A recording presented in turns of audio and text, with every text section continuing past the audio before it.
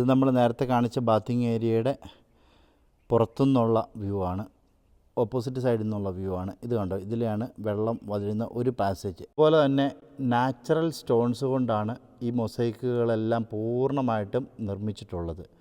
പ്രകൃതിയിൽ നിന്ന് മാനുകളും ഒരു ലയണുമാണ്. ഇതിൽ മരം ഇവിടുത്തെ ലൈഫിനെയും, മാൻ സമാധാനത്തെയും, അതുപോലെ തന്നെ ലയൺ കാണിക്കുന്നത് യുദ്ധത്തെയും അല്ലെങ്കിൽ പ്രതിസന്ധിയെയും. നമസ്കാരം, കിഴക്കൻ്റെ മറ്റൊരു വീഡിയോയിലേക്ക് എല്ലാവർക്കും സ്വാഗതം. ഞാനിപ്പോൾ ഉള്ളത് ഫലസ്തീനിലെ ജെറീക്കോയിലുള്ള ഹിഷാംസ് പാലസിലാണ്. 8-ാം നൂറ്റാണ്ടിൻ്റെ മധ്യകാലത്തോടു കൂടിയാണ് ഹിഷാം പാലസ് എന്ന ഈ ഒരു വലിയ നിർമ്മിതി നിർമ്മിച്ചിട്ടുള്ളത്. കൃത്യമായി ഏതൊരു കാലഘട്ടത്തിലാണ് നിർമ്മിച്ചത് എന്ന് പറയാൻ പറ്റില്ല എങ്കിലും ഇത് ഏകദേശം ആർക്കിയോളജി കണക്ക് പ്രകാരം 8-ാം നൂറ്റാണ്ടിൻ്റെ മധ്യകാലഘട്ടത്തിലാണ് ഹിഷാംസ് പാലസ് നിർമ്മിക്കപ്പെട്ടിട്ടുള്ളത്. ഹിഷാംസ് പാലസിൻ്റെ വിശദാംശങ്ങൾ അടങ്ങിയ മറ്റൊരു വീഡിയോയിലേക്ക് എല്ലാവർക്കും സ്വാഗതം. ഇതാണ് ഹിഷാംസ് പാലസിൻ്റെ എൻട്രൻസ് വരുന്നത്.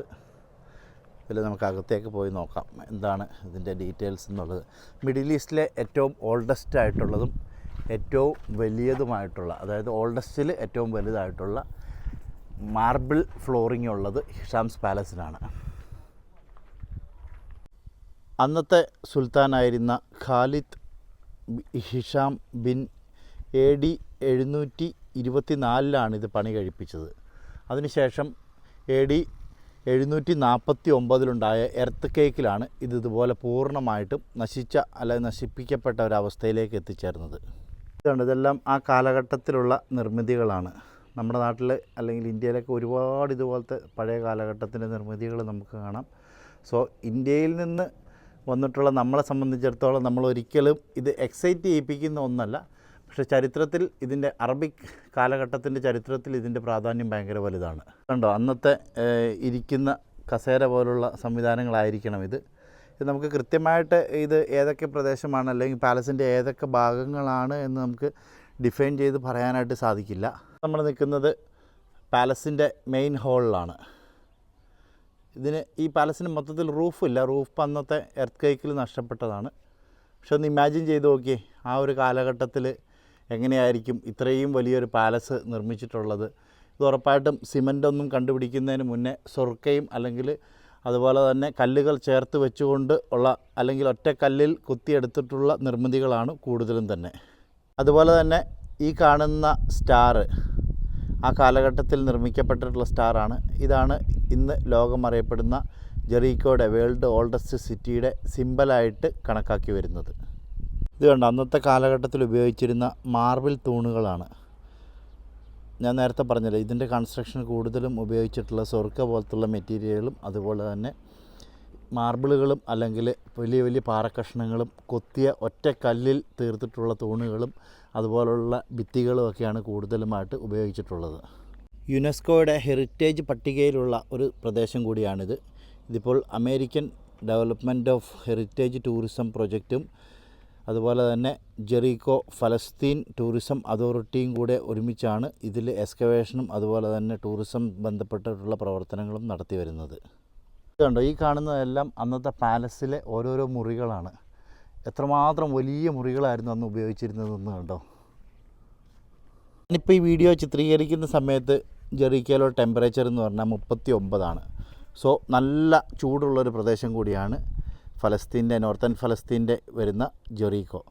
ഇവിടെ ഒരു സംവിധാനമുണ്ട്, കോൾഡ് ബാത്ത് എന്ന് വെച്ച് കഴിഞ്ഞാൽ അന്നത്തെ സുൽത്താനും അവരുടെ ഗസ്റ്റിനൊക്കെ കുളിക്കാനായിട്ടുള്ള അല്ലെങ്കിൽ ഈ ക്ലൈമറ്റിനെ അതിജീവിക്കാൻ വേണ്ടിയിട്ട് തണുത്ത വെള്ളത്തിൽ കുളിക്കാനുള്ള ഒരു സംവിധാനം.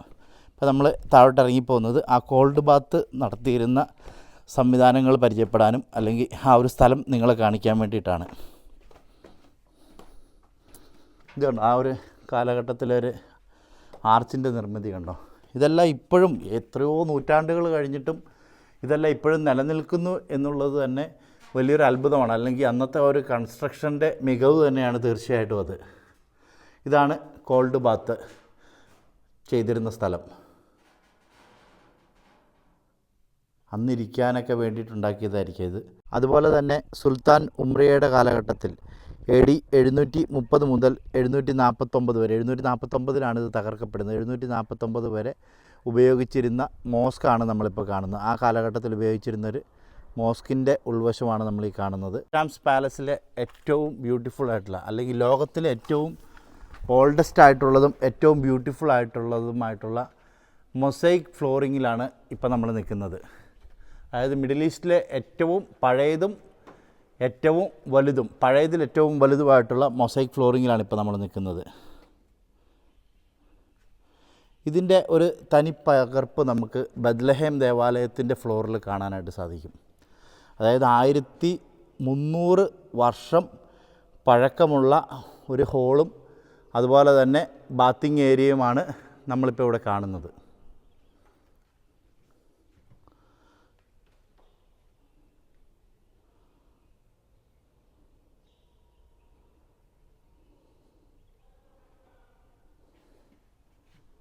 ഏതൊരു കാലഘട്ടത്തിലെയും നിർമ്മിതിയോട് കിടപിടിക്കുന്ന രീതിയിൽ തന്നെയാണ് അന്ന് ഈ ഒരു നിർമ്മിതി ശരിക്കും നിർമ്മിച്ചിട്ടുള്ളത്. ഇതുകൊണ്ട് ആ പില്ലറൊക്കെ നോക്കി, ആ പില്ലറിൻ്റെയൊക്കെ ഒരു സ്ട്രെങ്ത്ത് കണ്ടോ. ശരിക്കും ഇന്നത്തെ ഒരു കാലഘട്ടത്തിലെ കൺസ്ട്രക്ഷനുകൾക്ക് ഒരിക്കലും ഇത്രയും വലിയൊരു കൺസ്ട്രക്ഷൻ മികവ് ഇല്ല എന്ന കാര്യത്തിൽ യാതൊരു സംശയവുമില്ല. കാര്യം നൂറ്റാണ്ടുകൾ കഴിഞ്ഞിട്ടും യാതൊരു വ്യത്യാസവും വന്നിട്ടില്ല. ശരിക്കും ഫലസ്തീൻ അല്ലെങ്കിൽ പാലസ്തീൻ എന്തുമാത്രം റിച്ചായിരുന്നു ഒരു കാലഘട്ടത്തിൽ എന്നതിനെ ചൂണ്ടിക്കാണിക്കുന്ന ഒന്ന് തന്നെയാണ് ഹിഷാംസ് പാലസ്. ഇപ്പോൾ നമ്മളീ കാണുന്നില്ലേ, ഇത് ആ കാലഘട്ടത്തിൽ സുൽത്താൻ്റെ ഗസ്റ്റുകൾ വരുമ്പോൾ ഇരിക്കാൻ ഉപയോഗിച്ചിരുന്ന ദിവാനാണ്. അതുപോലെ തന്നെ ഇവിടെ ഒരു പിക്ചർ നമുക്ക് കാണാം. ഇത് തീർത്തും പൂർണ്ണമായും മൊസൈക്കിൽ തീർത്തിട്ടുള്ള ഒരു പിക്ചറാണ്.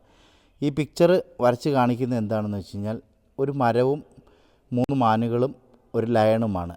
ഇതിൽ മരം ഇവിടുത്തെ ലൈഫിനെയും മാൻ സമാധാനത്തെയും അതുപോലെ തന്നെ ലയൺ കാണിക്കുന്നത് യുദ്ധത്തെയും അല്ലെങ്കിൽ പ്രതിസന്ധിയെയും അല്ലെങ്കിൽ ഒരു ഈവിൾ എഫക്റ്റിനെയുമാണ് കാണിക്കുന്നത്. ഇത് ആനുകാലിക കാലഘട്ടത്തിലും വളരെ പ്രസക്തമായ ഫലസ്തീൻ്റെ ലൈഫിനെ വളരെ അധികം സ്വാധീനിക്കുന്ന ഒരു പിക്ചർ കൂടിയാണ്. അതുപോലെ ഈ കാണുന്ന പ്രദേശമില്ലേ, ഈ കാണുന്നത് 2 ബാത്റൂമുകളാണ്. ഒന്ന് കോൾഡ് ബാത്തിനും ഒന്ന് ഹോട്ട് ബാത്ത് അഥവാ സ്റ്റീമിംഗ് ബാത്തിനും വേണ്ടിയുള്ള ആ കാലഘട്ടത്തിലെ നിർമ്മിതികളാണ്. അതിൻ്റെ അവിടെ ടണൽസ് കണ്ടോ, ആ ടണലിലൂടെയാണ് വെള്ളം അകത്തേക്ക് വരുന്നത്. 2 ബാത്റൂംസാണ് നമ്മളിപ്പോൾ കാണുന്നത്. ഇത് നമ്മൾ ചിന്തിക്കേണ്ടതെന്ന് വെച്ചാൽ ഏത് കാലഘട്ടത്തിലാണ് ഈ നിർമ്മിതി എന്നുള്ളതിനാണ് ഇതിൻ്റെ ഇമ്പോർട്ടൻസ് ഇരിക്കുന്നത്. ആ ഒരു കൺസ്ട്രക്ഷൻ്റെ ആക്യുറസിയും ആ ഒരു കട്ടിങ്ങും അതുപോലെ തന്നെ അത് ഡിസൈൻ കറക്റ്റായിട്ട് നമ്മുടെ ഇന്നും ആ ഒരു വ്യത്യാസവും വരാത്ത രീതിയിൽ, ഇന്നും ഒരു മാറ്റവും വരാത്ത രീതിയിലും ഓരോ മൊസൈക്കിൻ്റെ പീസുകളും അടുക്കി വെച്ചിരിക്കുന്ന ആ ഒരു കൺസ്ട്രക്ഷൻ കണ്ടോ. അതുപോലെ തന്നെ നാച്ചുറൽ സ്റ്റോൺസ് കൊണ്ടാണ് ഈ മൊസൈക്കുകളെല്ലാം പൂർണ്ണമായിട്ടും നിർമ്മിച്ചിട്ടുള്ളത്.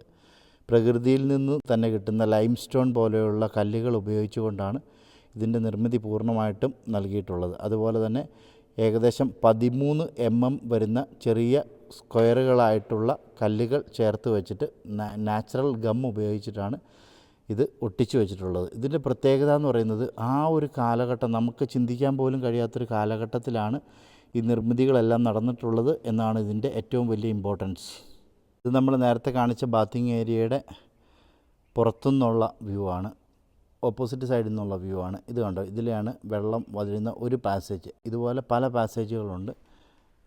4 വശത്തു നിന്നും കോൾഡ് വാട്ടറും അതുപോലെ തന്നെ സ്റ്റീംഡ് വാട്ടറും വരാനായിട്ട്.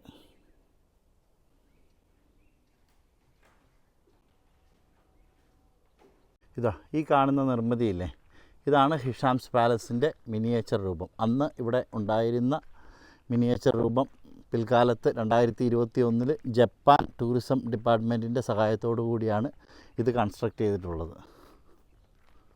കണ്ടോ, ഇത് ഹിഷാംസ് പാലസിനകത്തുള്ള ഒരു മ്യൂസിയമാണ്. അന്നത്തെ കാലഘട്ടത്തിൽ ഉപയോഗിച്ചിരുന്ന പാത്രങ്ങളും അതിനകത്തുനിന്ന് ആർക്കിയോളജി ഡിപ്പാർട്ട്മെൻറ്റ് കണ്ടെത്തിയിട്ടുള്ള നിർമ്മിതികളുമൊക്കെയാണ് ഇവിടെ നമുക്ക് കാണാനായിട്ട് ഷോക്കേസ് ചെയ്ത് വെച്ചിട്ടുള്ളത്.